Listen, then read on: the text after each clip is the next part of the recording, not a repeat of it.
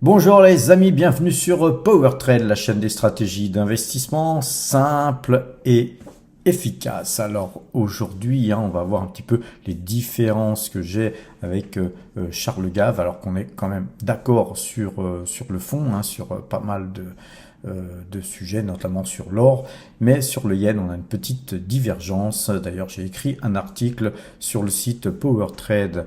.fr, je vais vous montrer ça tout à l'heure, mais pour l'instant je vais vous montrer le portefeuille PowerTrade aujourd'hui, ce matin de très bonne heure, puisqu'avec le décalage horaire au Japon, eh bien j'ai acheté 200 actions Fanuc, qui est coté à Tokyo, et donc Fanuc représente 0,44% de l'intégralité des allocations d'actifs que nous avons sur ce portefeuille. Portefeuille qui se porte très bien aujourd'hui, puisqu'on a Total Energy qui monte, et donc Total Energy étant notre plus grosse ligne, évidemment ça aide. Alors nous n'avons pas que Total Energy qui monte, on a pas mal de titres qui montent, on va aller voir ça en détail dans la partie analyse graphique.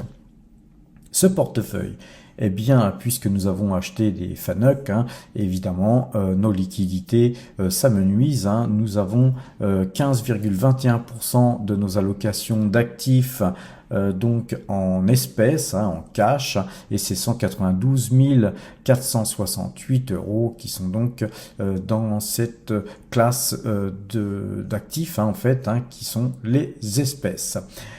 C'est 11,54% que nous affichons comme résultat depuis le début de l'année. C'est absolument magnifique. On est bien en avance sur notre projet quotidien de pouvoir atteindre les plus de 20% annuels.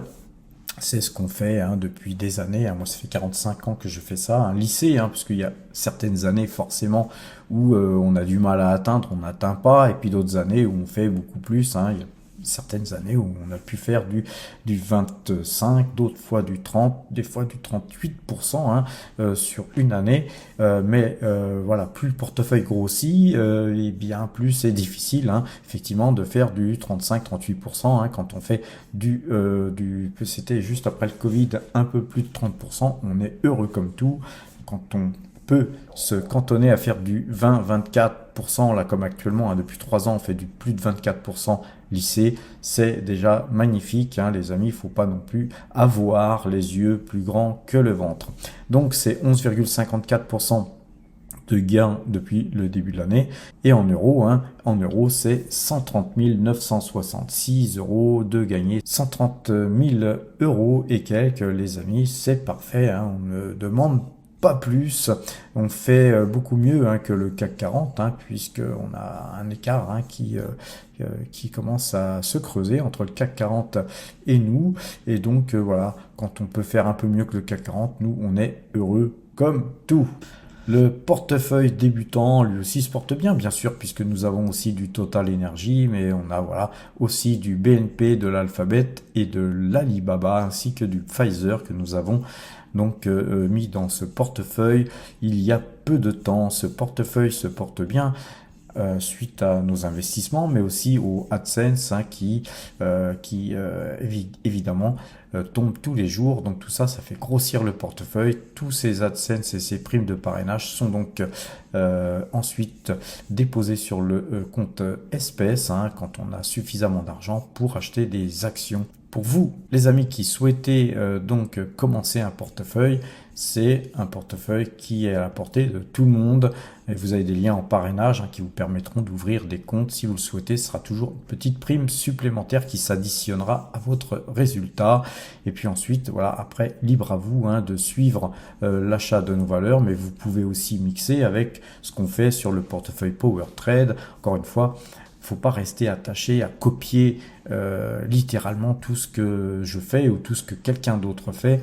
Le but de cette chaîne, c'est de vous rendre indépendant et d'apprendre à analyser l'analyse graphique des valeurs que vous souhaitez acheter, ainsi que bien sûr, d'abord, au préalable, avoir fait une étude fondamentale. Donc ce portefeuille, lui, il gagne 108,78% depuis le début de l'année. Au début de l'année, on était à 1989 euros 41. Là, aujourd'hui, on est à 4154 euros. Donc, on a gagné 2164 euros depuis 5 mois. C'est donc un portefeuille qui se porte très très bien. Je vous encourage, les amis, hein, si vous souhaitez acquérir l'indépendance financière d'une part, ou tout simplement vous constituer un capital retraite, à ouvrir un compte rapidement et acheter des actions afin de pouvoir bénéficier en fait de l'accumulation d'argent que vous pouvez faire, et puis ensuite l'accumulation des dividendes et aussi des plus-values que vous pouvez faire sur ces valeurs que vous avez achetées. C'est donc ce qu'on appelle la magie des intérêts composés. Donc, à quel prix avons-nous acheté nos actions Fanuc Corporation, hein, cotées à Tokyo? Eh bien, nous avons acheté ça à 4669 yens 95. Hein. On a acheté 200 titres. Hein. Vous savez que sur le Japon, on peut acheter que par quantité de 100. Il y a des pays en Asie où c'est par 1000, d'autres c'est par 100. Et donc voilà, faut respecter le nombre de quantités à acheter. Hein. Si vous achetez 80 titres, par exemple, ça ne passera pas. Donc voilà pour l'achat de Fanuc. On va aller voir graphiquement. Vous voyez qu'on est dans un range. Hein. On est dans un range haussier depuis pas mal de temps. Voilà, il faut donc observer ça. Donc nous avons acheté tardivement ce titre, mais on a fait pas mal d'opérations sur le Japon dernièrement. On est sorti avec des gains, et puis c'est pas facile. Justement, le but de cette vidéo aujourd'hui, c'est d'aborder le thème du yen, de l'euro-yen, quand vous traitez justement les valeurs japonaises. Donc vous voyez que la Fanuc, elle monte de 1%, 1,09%. On s'aperçoit que voilà, ce titre, eh bien, il a le vent en poupe. On est vraiment sur des zones. À chaque fois qu'on touche ce canal, on rebondit. Et là, on est sur des zones plus ou moins hautes. Donc, il faut s'attendre à, pourquoi pas, à voir ce titre baisser encore. Nous avons, comme vous l'avez vu, pas mal de liquidités en ce moment. Alors, certains me posent des questions, pourquoi j'ai vendu ci, pourquoi j'ai vendu ça. Eh bien, sur cette société, sur cette SCI, sur laquelle j'ai acheté ces Fanuc, dans le même temps, eh bien, on avait vendu du Parex. Pourquoi? Parce que cette SCI va bientôt verser son dividende, tout du moins j'espère pouvoir faire l'assemblée très prochainement, puisque j'ai eu les bilans. Donc on a un très très bon bilan, on doit verser un gros dividende, et ce dividende va me permettre moi d'extraire de l'argent de cette SCI et de pouvoir mettre de l'argent sur deux giros, notamment pour pouvoir acheter et vendre des actions US, puisque sur ce compte de cette SCI, nous ne pouvons pas acheter de valeurs américaines.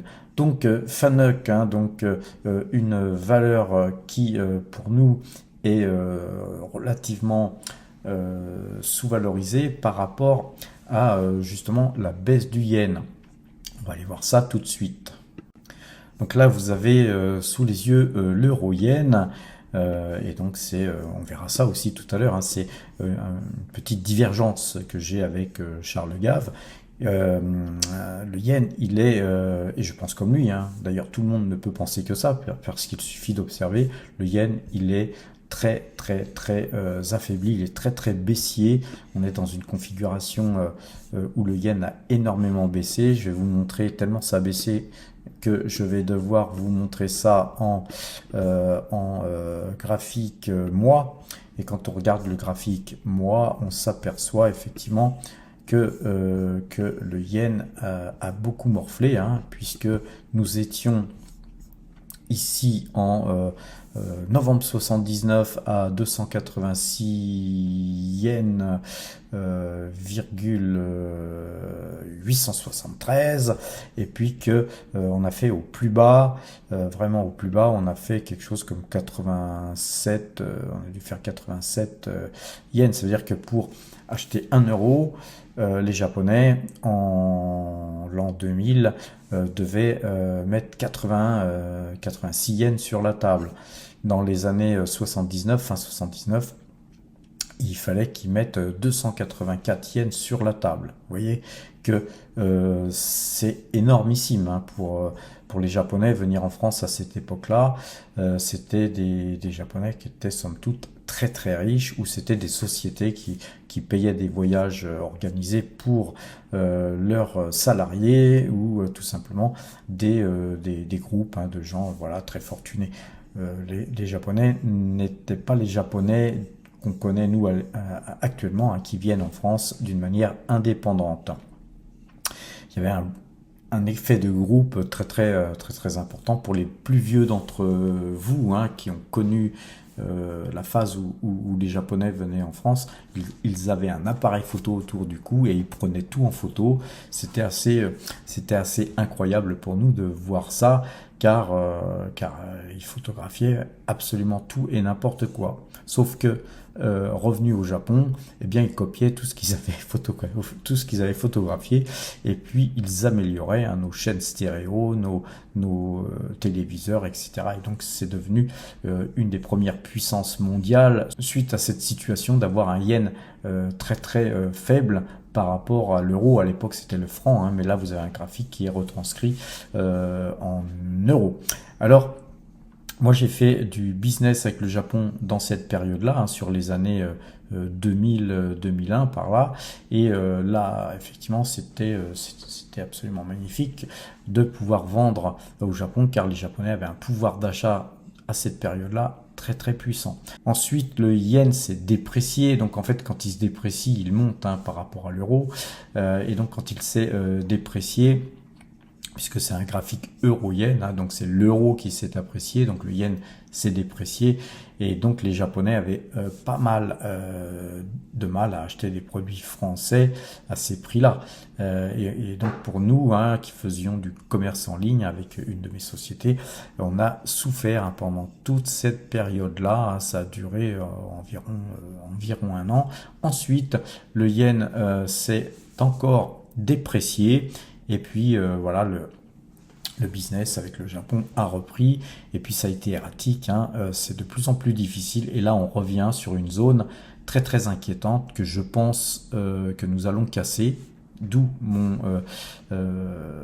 petit désaccord avec Charles Gave, bien qu'on soit tout à fait d'accord sur le fait que le yen est bien par rapport au plus bas hein, qu'on a vu ici, le yen est vraiment très déprécié. Sauf que monsieur Charles Gave peut-être n'a pas vraiment regardé le graphique comme moi je l'ai un petit peu étudié depuis des années, hein, puisque je travaille beaucoup avec le Japon. Vous voyez, quand on va casser ce trend bleu ici, eh bien on va aller sur la prochaine résistance hein, qui est les plus hauts qu'il y a ici. Et si on cassait ce trend bleu encore, on irait sur la prochaine résistance qui est donc ici.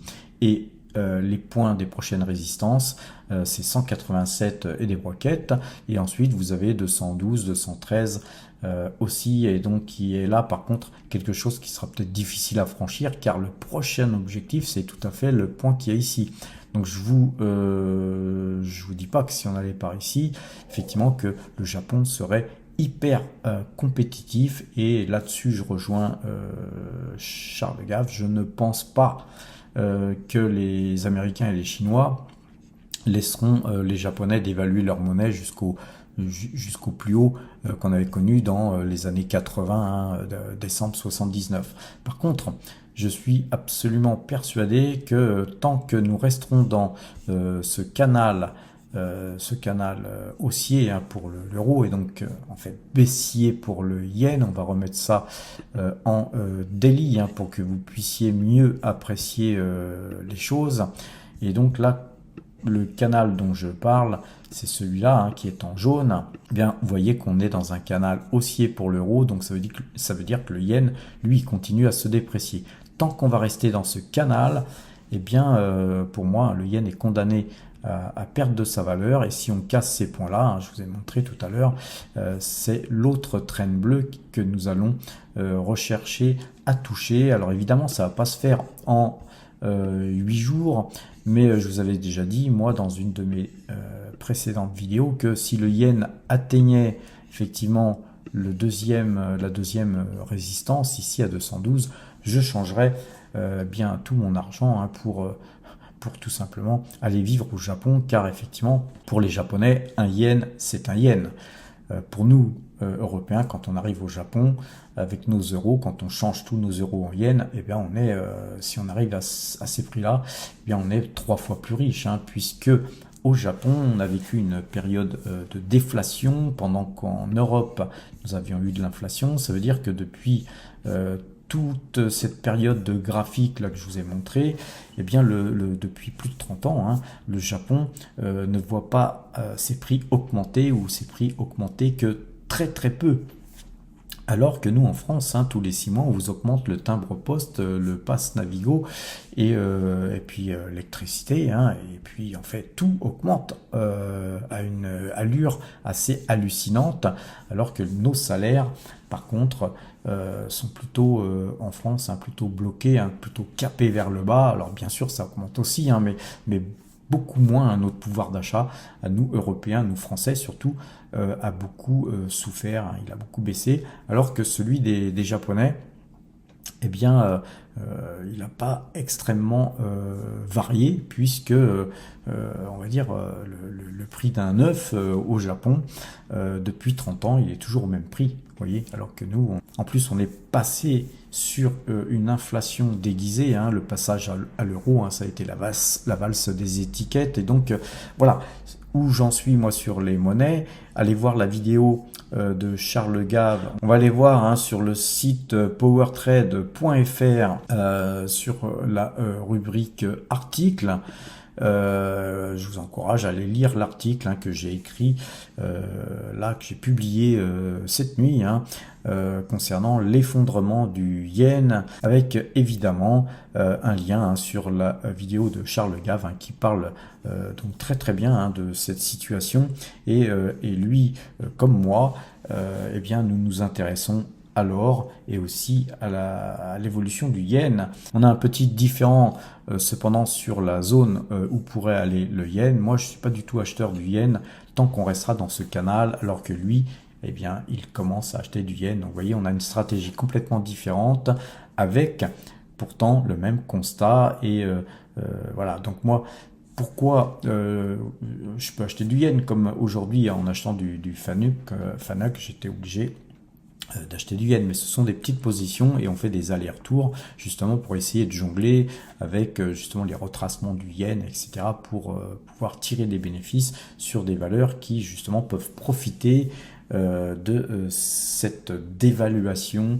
Voilà, en tout cas c'est ma stratégie. Maintenant, je vous encourage à aller voir cet article, et puis aussi en fait le facteur temps que ne prend pas en compte Charles Gave, surtout vu son âge et vu le mien, puisque bon, il est peut-être un peu plus âgé que moi, mais je suis pas tout neuf non plus, hein. Disons que je ne suis plus sous garantie, et donc à partir de ce moment-là, on peut avoir raison sur 15 ans, hein. C'est vrai que sur les 15 prochaines années, peut-être qu'il aura raison. Ce qu'il y a, c'est que nous, on sucrera peut-être les fraises, hein, dans 15 ans. Donc moi, je préfère analyser graphiquement un support, hein, quand je rentre dedans, et le yen, pour moi, il est toujours très affaibli, et il risque d'y rester encore quelques temps, et si ça se trouve, pour arriver à mes objectifs qui sont à 212, eh bien peut-être que les amis, on mettra 3 ans, 4 ans, 5 ans, et donc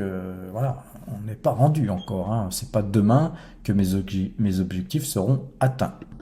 À présent, regardons l'analyse graphique des sociétés que nous avons en portefeuille, celles qui se portent bien, puis d'ailleurs celles qui se portent moins bien.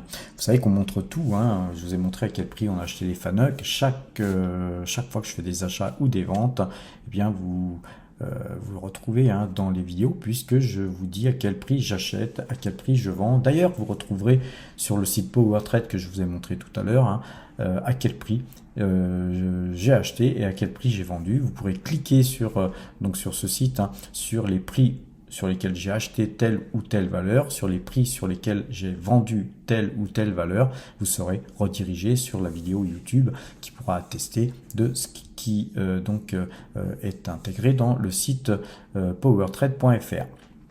Concernant donc GTT, nous avions ici un croisement de moyenne mobile 2 jours, 12 jours.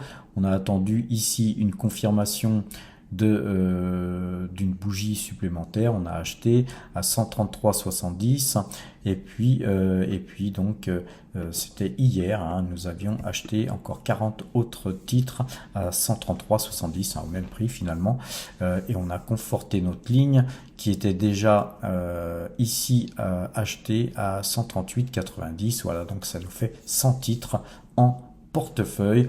Aujourd'hui, on a eu 1,49% de hausse. Voilà, on se dirige vers ce trend qu'il va falloir casser pour vraiment repartir et puis retracer toute cette bougie rouge là qui pour moi m'avait beaucoup étonné, car GTT avait publié d'excellents résultats. Donc vous voyez, encore une fois, j'ai eu des commentaires là aujourd'hui, un commentaire qui me disait mais pourquoi tu investis la veille des résultats, ou pourquoi tu pars, pourquoi tu vends la veille des résultats. Bon, moi les résultats je les regarde pas, parce que vous voyez, peuvent être bons, et puis vous pouvez avoir des bougies comme ça, et puis une descente aux enfers tout de suite après, on ne sait pas pourquoi.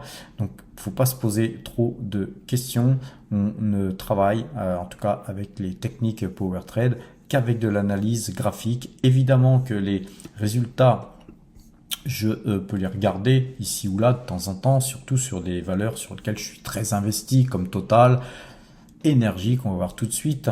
Mais franchement, moi, mon travail, c'est d'analyser graphiquement une valeur. Alors avant d'investir dessus, on fait, et de faire de l'analyse graphique, on fait de l'analyse fondamentale. On sait que sur Total Energy, le fondamental est très bon, donc on peut se permettre de l'acheter et de faire des erreurs dessus. Et puis si on fait des erreurs, eh bien on conservera tout simplement notre position jusqu'à ce que ce titre prenne de la valeur. Et puis ensuite, si valeur est prise, eh bien on extraira de la performance sur toute ou partie des titres, etc. C'est ce qu'on fait perpétuellement à PowerTrade. Notamment sur Total Energy, c'est une valeur qui est toujours en fond de portefeuille. Quand on en vend, on en garde une grosse partie, on vend jamais tout, à moins qu'elle monte peut-être à des sommets pas possibles, mais globalement là par exemple on avait vendu la moitié de notre ligne. C'est rare qu'on allège autant. Pourquoi? Parce que j'avais la conviction forte que nous ne pourrions pas casser cette zone, d'ailleurs qui est en jaune là ici, et je me suis pas trompé en fait, puisqu'on a été légèrement au-dessus de ce que je pensais, guère plus, et puis ensuite le titre, eh bien il a fait que baisser. Si on zoome un peu, on voit que les titres vendus à 62,98 ont été achetés entre 60 et 62 et quelques. Donc tout ça, ça a été de l'accumulation. Et puis ensuite, quand ce titre est parti enfin, qu'on a cassé cet ATH, bien nous, on a allégé, on a vendu 1360 titres, tout simplement pour extraire de la performance et espérer, pourquoi pas, essayer de les racheter plus bas. Visiblement, c'est pas le cas, puisque vous voyez qu'aujourd'hui, Total Energy, ça juge 1,67%. On a donc une très très belle bougie. Ce trend blanc là, eh bien, il a été cassé. On n'est pas encore, on n'est pas encore avec une bougie au-dessus, mais en tout cas, il a été cassé en clôture. Il faudrait qu'on ait une bougie en dehors de ce trend, qui est un trend très fort, puisqu'on part de ce point-là, en ayant touché ces points-là, et puis ça a été cassé brièvement, on a latéralisé un petit peu, on a consolidé, et là, ça a l'air de repartir.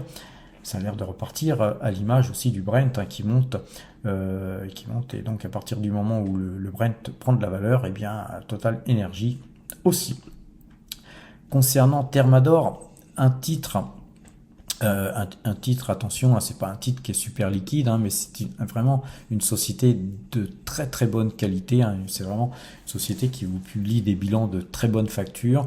Quand vous recevez le bilan, hein, de Thermador, vous recevez un pavé, les amis, hein, et par la poste, hein, c'est pas quelque chose qui vous est envoyé par email, hein, comme L'Oréal ou d'autres sociétés. Donc Thermador apporte beaucoup d'attention auprès de ses actionnaires. J'aime bien cette société, cependant, bon, c'est pas une valeur sur laquelle on va mettre énormément d'argent. C'est une petite ligne, hein, qui permet effectivement de diversifier son portefeuille. Aujourd'hui, eh bien, Thermador perd 0,60%. Thermador a pas mal souffert dernièrement parce que effectivement elle vend beaucoup de vannes, de systèmes pour les hydrauliques, des systèmes pour le chauffage, des systèmes surtout qui permettent d'économiser de l'énergie, mais le gouvernement dernièrement a coupé un petit peu les robinets aux subventions et donc évidemment ça pèse sur les résultats de Thermador, mais voilà, on joue le long terme sur Thermador. Concernant Pfizer, hein, une société qui avait cassé son trend, hein. Ici, on a un trend de baissier très très baissier, hein. Je vous l'ai montré dernièrement plusieurs fois, hein. Je vais encore vous le remontrer pour ceux qui nous découvrent. Donc, trend très baissier, cassure de ce trend, moyenne mobile 2 jours, 12 jours acheteuse. Et bien nous, on s'est fait une petite ligne, hein, surtout qu'on avait un double bottom ici. On a fait l'objectif, hein, mais voilà, si on casse ce plus haut là, on va aller beaucoup plus haut. C'est ce qu'on joue. Et puis on avait déjà une ligne, hein, sur Pfizer, donc cet achat n'a fait que consolider notre ligne. Concernant Noram Drilling, un titre, hein, sur lequel nous sommes acheteurs depuis pratiquement un mois. Voilà, on a eu des hauts et des bas, hein. On aurait pu extraire de la performance, on l'a pas fait, c'est rebaissé. Là, voilà, on arrive à être dans la monnaie au prix où nous avons acheté. Mais de toute façon, c'est un titre qui verse un très généreux dividende et donc on conservera bien sûr Noram Drilling. Concernant Ecopetrol, eh bien Ecopetrol, ça y est, on a cassé ce trend. On n'a pas encore clôturé, hein, sur ce titre, hein, puisque c'est coté à New York. Voilà, il faudra attendre la clôture et puis qu'on ait une bougie en dehors de ce trend pour, voilà, espérer que voilà, ce titre reparte fortement à la hausse. Concernant Petrobras, eh bien très très belle bougie encore aujourd'hui. Voilà, il faudrait qu'on aille un petit peu plus haut, hein, ça serait que mieux, et une bougie demain en dehors de cette moyenne 2 jours, 12 jours qui a croisé, hein, pour confirmer ce croisement. Alors moi je suis persuadé qu'on va aller péter ce trend, ou au moins le toucher en tout cas. Concernant Thales, hein, rappelez-vous, on avait acheté dernièrement un titre, hein, qu'on achète, qu'on vend très régulièrement, hein. On aime bien traiter cette valeur.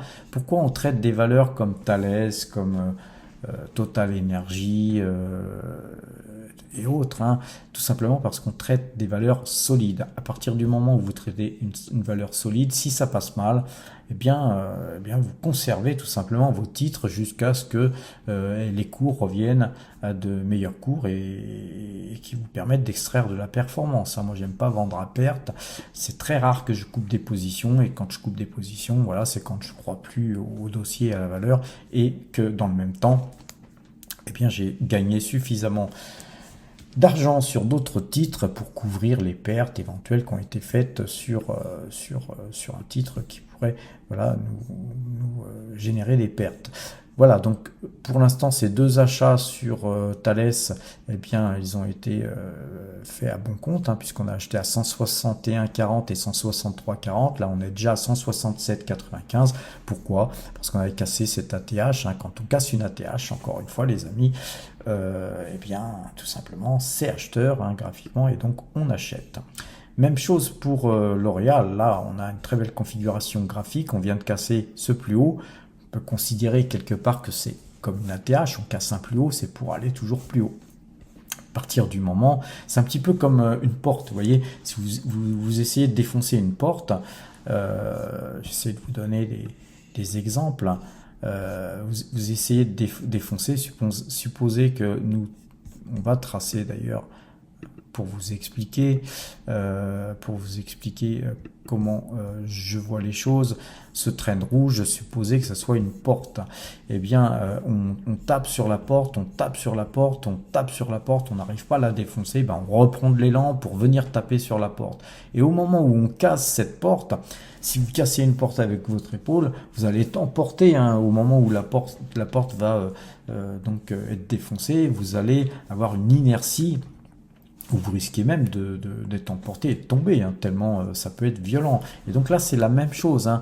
On peut aussi faire un parallèle sur une planche qu'un karatéka souhaiterait casser. Donc il donne un coup de poing, bam, ça casse pas, bam, ça casse pas, bam, ça casse pas, puis bam, il y a un moment donné, ça casse. Et si ça casse, eh ben, évidemment, le point va beaucoup plus loin. Et dans ce cas-là, l'inertie fait que, voilà, si on cassait ce trend avec un petit double bottom qu'on a, ou tout simplement une tasse séance, peu importe comment vous voyez le graphique, eh bien vous voyez que cette équidistance qu'on a là, on peut la reporter ici, et puis c'est donc 500 € qui serait objectivement possible sur L'Oréal. Donc vous voyez que l'analyse graphique, voilà, c'est ça les amis. Donc regardons AXA à présent. Eh bien AXA, on a la moyenne 2 jours, 12 jours qui vient de croiser aujourd'hui. C'est là on est en close, il faut que je me mette donc en open, hein, puisque effectivement nous sommes sur le marché français, hein, voilà, j'alterne entre les valeurs françaises et les valeurs américaine, et donc faut pas se tromper, hein, faut bien regarder. Donc on est là sur open puisque nous sommes sur le marché français, donc on n'a pas encore croisé. Vous voyez que c'est complètement différent, hein. Si vous prenez l'open et la fermeture, eh bien c'est pas pareil, hein. Open et close, on n'a pas le même graphique, et là on n'a pas encore de signaux. Donc, en tout cas, on risque de l'avoir demain, hein, ce signal, c'est bien probable. Voilà. Donc, pourquoi nous choisissons open? La plupart des gens qui font de l'analyse graphique choisissent toujours close. Vous voyez, ils attendent qu'en fait que la clôture soit faite pour acheter. Puis ensuite, normalement, on attend la bougie du lendemain pour finalement valider un autre achat. Par contre, sur le marché français, vous n'êtes pas sans savoir que le marché français, il est très suiveur du marché américain qui lui clôture à 22 heures. Donc, globalement, si vous achetez sur du close, vous aurez déjà la puissance du marché américain de la veille qui va vous faire une ouverture beaucoup plus haut si ça continue à monter. Et vous allez acheter pas sur le lendemain, vous allez attendre le close de la clôture pour ensuite acheter le surlendemain. Donc vous voyez que ça nous fait une petite escalade de points supplémentaires, ou parfois quand il y a des bons résultats sur ou que le Dow Jones ou le S&P 500 montent très fort, eh bien vous attendez pratiquement 2 jours, voire 3 jours si vous attendez la bougie supplémentaire pour acheter. C'est pas pour moi raisonnable. Moi qui fais du swing trading, je préfère si New York, eh bien la veille avait bien tiré, eh bien dès l'ouverture, dès que ça commence à ouvrir, on a tout de suite un croisement de moyenne mobile 2 jours, 12 jours, en mettant un paramètre à l'ouverture comme je viens de le faire là tout de suite. Donc AXA, on a fait une petite ligne, hein, acheté donc à 31,28, hein, on est déjà à 33,45. Voilà, ça c'est peut-être aussi une ligne qui va rester en fond de portefeuille, hein. On la traitait souvent, il y a même des années où on l'avait gardé très longtemps en portefeuille. AXA verse un très bon dividende, hein, donc voilà, on va certainement garder ces 100 titres en fond de portefeuille. Concernant Engie, alors Engie, c'est une valeur qu'on traite en swing trading aussi. On fait des achats, des ventes. Là, on avait concrétisé un achat, une vente, mais il nous reste toujours ces 200 titres qui étaient donc en position. Voilà, on les conserve. Là, actuellement, la valeur a versé son dividende. Elle est en train de combler ce gap. Va donc combler ce gap. Si tel était le cas, et bien après, nous reviendrions certainement dans ce canal haussier, puis on pourrait continuer, pourquoi pas, à monter. Donc on conserve nos titres que nous avons, enfin c'est le solde de nos titres que nous avons sur NJ. Concernant Saint-Gobain, bien vous voyez qu'on avait acheté ici, on avait aussi acheté ici tardivement sur une moyenne mobile 2 jours, 12 jours, mais voilà, on est sur Saint-Gobain, sur un titre que nous souhaitons aussi garder en fond de portefeuille. Plus notre portefeuille grossit, plus on a besoin de se diversifier, donc il y a pas mal de valeurs qui vont rejoindre. Vous avez vu que notre portefeuille s'étoffe, on a tendance à plus diversifier, bien qu'on ait bien investi sur Total Energy, mais sur le reste des lignes, nous souhaitons nous diversifier de plus en plus, de façon à maîtriser les choses. Et là, sur Saint-Gobain, eh bien, nous sommes à 80,24 €. Donc, on a fait de bons achats. On va conserver cette ligne. Concernant Mersen, même chose. Mersen, on a acheté sur croisement de moyenne mobile 2 jours, 12 jours. Même chose ici. Ça s'était mal passé car le lendemain, eh bien, le titre avait décroché. Donc, on a consolidé notre position sur Mersen une deuxième fois avec un peu plus de titres encore sur ce croisement de moyenne mobile 2 jours, 12 jours. Voilà, donc on est là sur même sur une moyenne de ces deux achats très gagnant, puisque nous sommes à 37,85 alors que nous avions acheté à 36,60 et 35,877.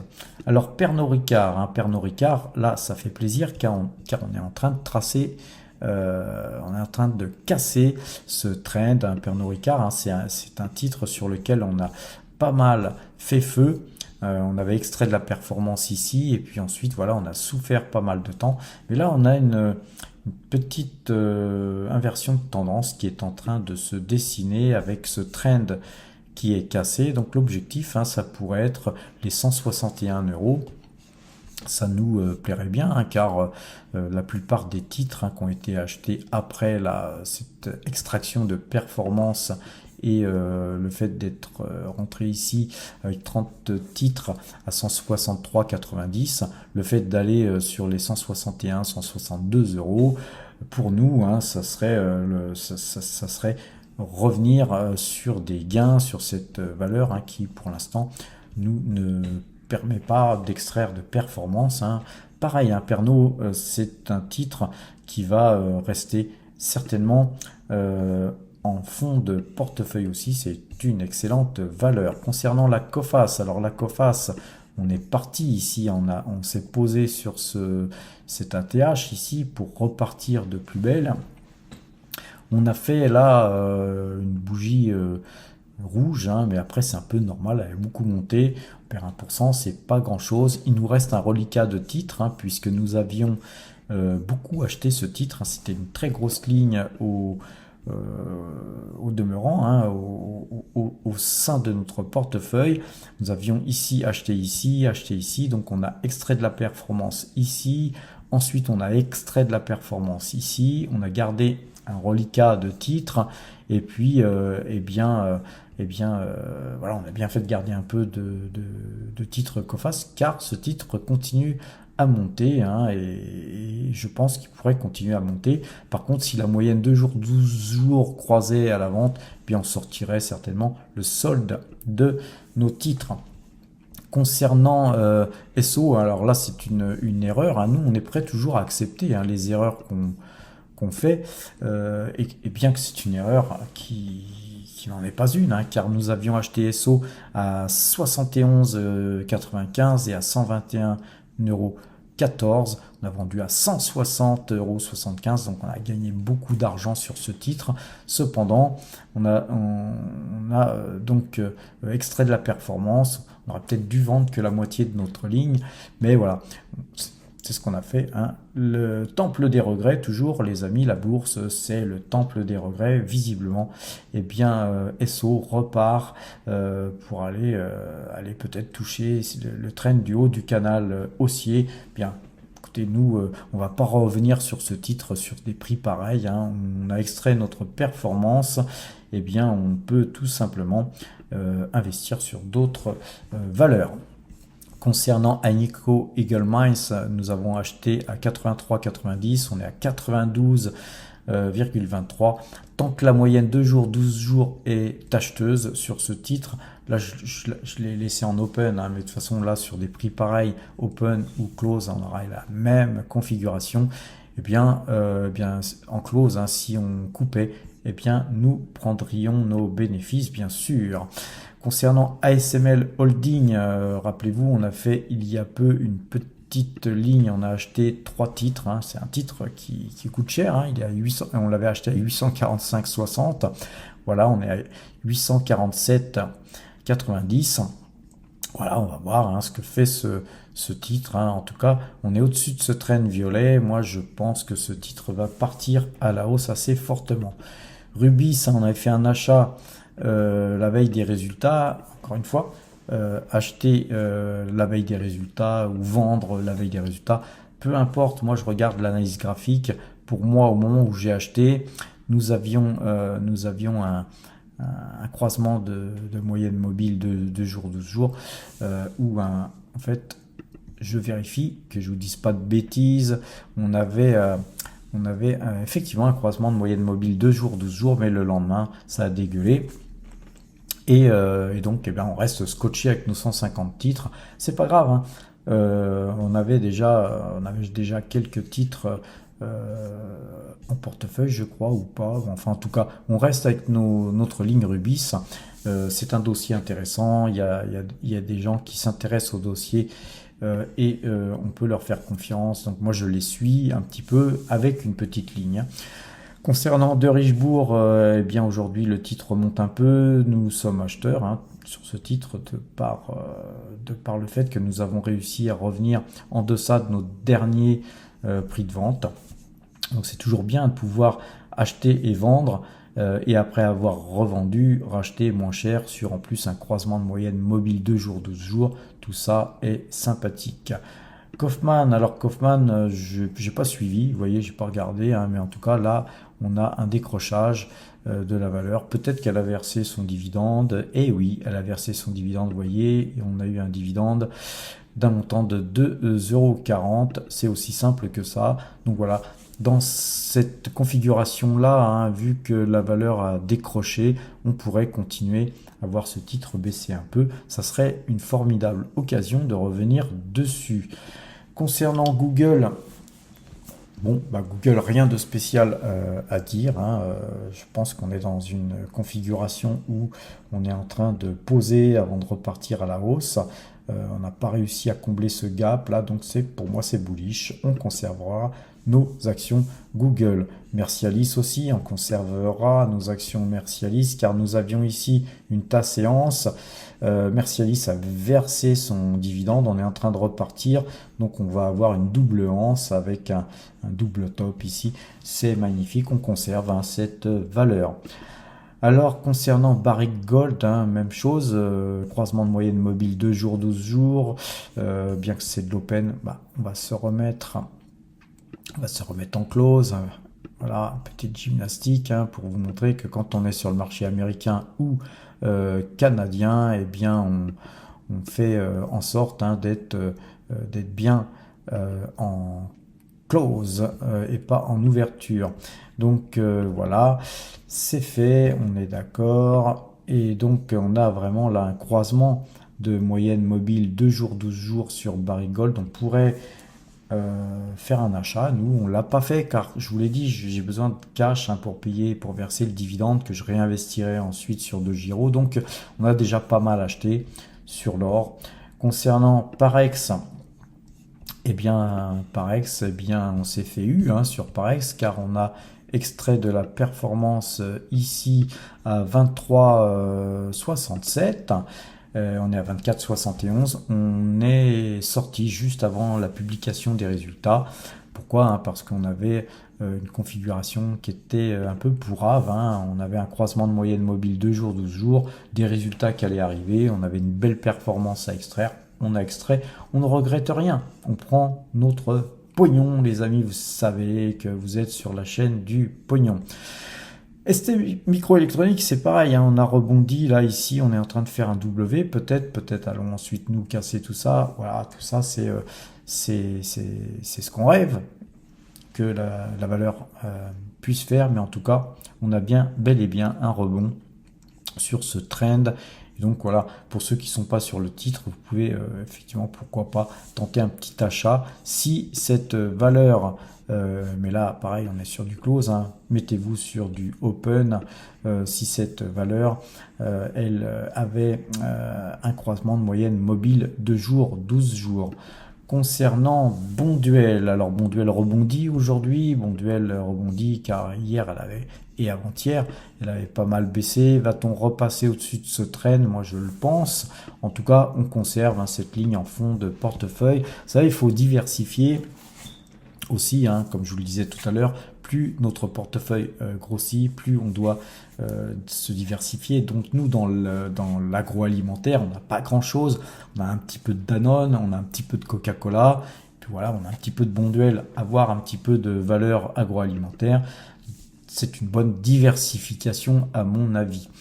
Concernant Hercule, hein, Hercule Capital, on avait acheté ça à 19,19, on est à 19,86, voilà, ça monte bien, on a cassé, comme je vous l'ai montré, les points hauts ici, on a cassé l'ATH qu'il y a ici. Quand on casse une ATH, qu'est-ce qui se passe? Eh bien, c'est haussier, les amis, je ne cesse de vous le répéter, je pense que ça finira par rentrer à force, hein, les amis. Alors, Realty Income, pas très belle configuration, là on a fait un achat ici d'une petite ligne, hein, voilà. C'est un titre pareil hein, que nous allons accumuler et garder à l'image de Total et Pernod et d'AXA en fond de portefeuille. Hein. Notre portefeuille grossit, encore une fois, je vous le répète, hein, je ne cesse de répéter les choses. Hein.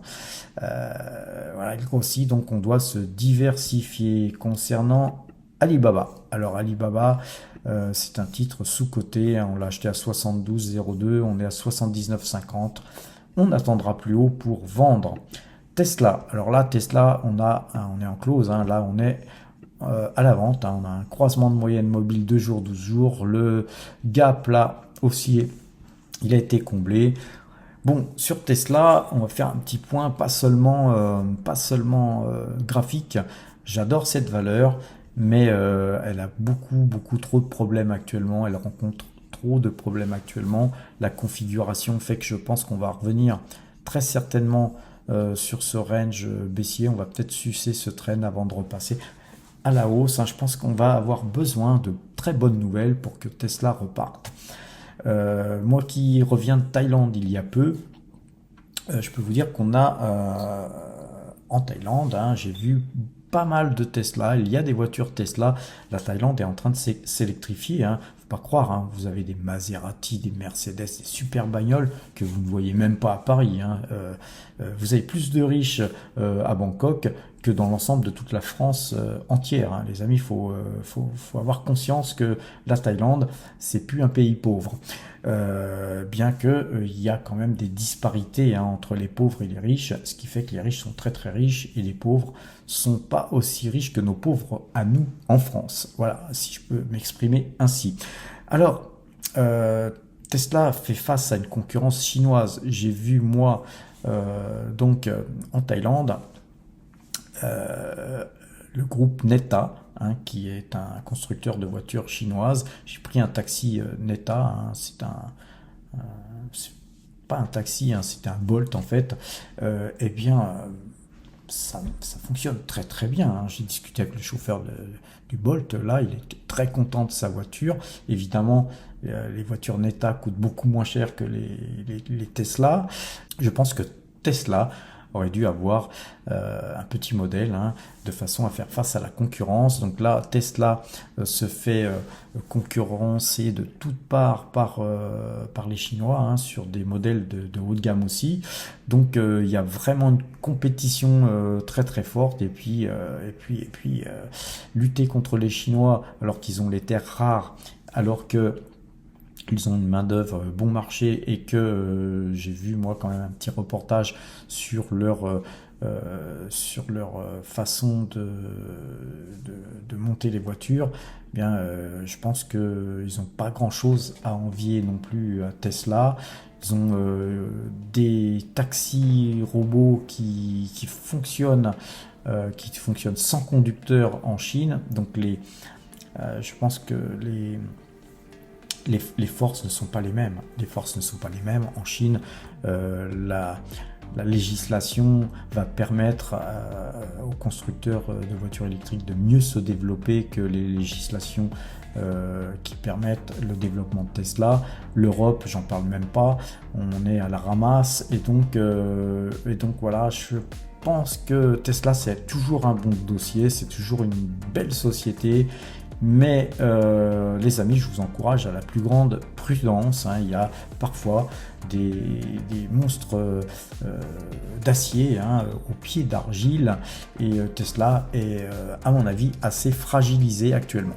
Voilà les amis, sur ces bonnes paroles, je vous rappelle qu'il faut aller voir absolument l'article que j'ai écrit. J'écrirai de temps à autre si le temps me le permet, en plus des vidéos que je vous fais, quelques articles de façon à étayer les vidéos que je fais, et notamment là on a parlé du yen, on a parlé de Charles Gave qui a une vision et une stratégie sur le yen. Je vous ai parlé de la mienne, à vous de faire la vôtre. Sur ces bonnes paroles les amis, portez-vous bien et à demain.